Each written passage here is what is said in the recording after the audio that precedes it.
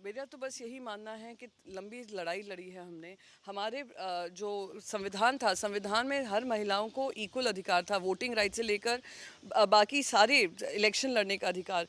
आप सोच सकते हैं अमेरिका या यूरोप जैसे देशों ने भी अधिकार नहीं दिया था जो बाबा साहेब अम्बेडकर जी ने महिलाओं को दिया था, और वो उसके स्पिरिट के खिलाफ काम हो रहा था, इसलिए ये कानून आना ज़रूरी था और ये महिला लड़ाई लड़ रही थी। 9.5 साल से ये पूर्ण बहुमत सरकार है, बीजेपी के मैनिफेस्टो में है, इनको इतना समय क्यों लगा इसको पेश करने के लिए। दूसरा सवाल ये है कि ये पास होने के बाद ये इमीडिएटली लागू होगा या नहीं होगा। तीसरी बात ये है, ये 2024 के चुनाव में तीसरी बात ये है कि क्या वो जो बिल जो राज्यसभा में पास हुआ वही सेम बिल इंट्रोड्यूस होगा या कोई नए फॉर्मेट में होगा। तो जब तक वो बिल नहीं पढ़ेंगे तो तब तक मैं उस पर कोई टिप्पणी नहीं कर पाऊंगी। महाराष्ट्र में भी महिलाएं है, एमएलए है, एमएलसी है, लेकिन सरकार में कोई मिनिस्टर नहीं है। खाली महिलाओं को रिप्रेजेंटेशन देना, लेकिन जहाँ पे भागीदारी की बात आती है वहाँ पे महिला नहीं दिखती। तो इसके आगे जाकर भी लड़ाई शुरू रहेगी?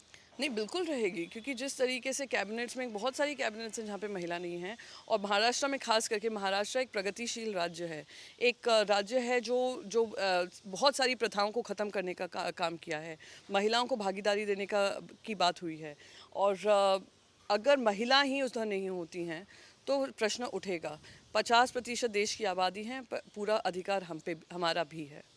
लेकिन महाराष्ट्र में आप इसके ऊपर क्या कहेंगे? अभी तक महिला मिनिस्टर एक भी नहीं, अभी उन्हें एक बनाई है, एक महिला मंत्री बनाई है, एनसीपी से बोरो कर उन्होंने बनाई है, एनसीपी में फूट डालकर उन्होंने बनाई है, पर वो बस एक लिप सर्विस था क्योंकि इन पे हम आक्रमण कर रहे थे। पर सवाल बस ये है कि महिलाओं को लिप सर्विस ही देंगे या महत्वपूर्ण जगहों पे उनको जिम्मेदारी तय करेंगे। अभी राजनीति शुरू हो गई है, ये हमने किया है ऐसे करके बीजेपी बोल रही है इस साल का। मैं बस यही कहूँगी कि राजीव गांधी जी का एक दौर था जहाँ पे सिंगल पार्टी मेजॉरिटी थी, फिर नरेंद्र मोदी जी का आया, उस बीच में कोलिशन सरकारें आई जो ये तालमेल नहीं बिठा पाई।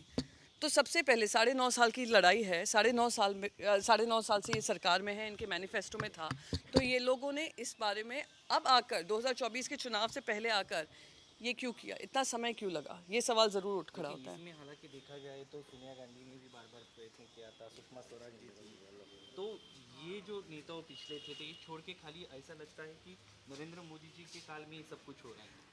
और ये देखिए, ये मीडिया का सोचना होगा, उनके काल में हो रहा है।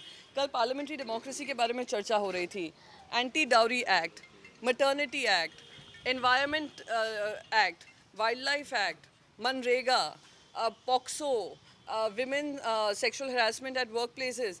70 साल के इतिहास में इतने इम्पोर्टेंट बिल्स हुए हैं जो मैं मानती हूँ कि देश को आगे बढ़ाने के लिए हो। शेड्यूल ट्राइब एक्ट, इतने सारे काम हुए हैं।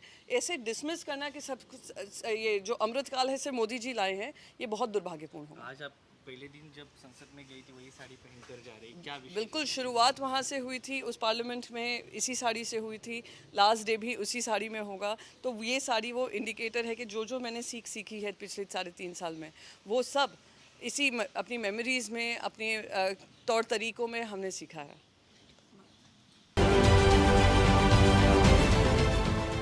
देश विदेशातील प्रत्येक घडामोडींचे लाईव्ह अपडेट मिळवण्यासाठी आता साम टीव्हीच्या सर्व सोशल मीडिया प्लॅटफॉर्मला लाईक, फॉलो आणि सबस्क्राईब करा।